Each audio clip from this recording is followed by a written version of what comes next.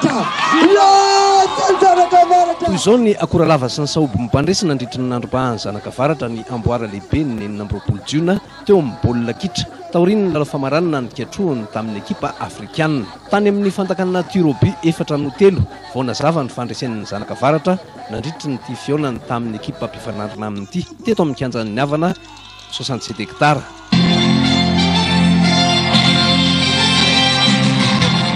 Atsala rainoraino ny sarahany rotota nandritra ny 30 minitra indro miditra ny ampy ny fanalavam-potoana ity baolina tokany ity no maty ny zanakavaratra teo amin'ny 20 minitra ny lalaovana nandrom-pahany ny fandresena teo amin'ny lalaony eonan'ny zanak'Antananarivo sy ny zanak'Toliara kosa dia resin'ny Toliara tamin'ny isa 2-0 Antananarivo samy nitolorana amboara avokoa ny rehetra nandray anjara teto akoatra ny baolina ny mena ny tarika tsirairay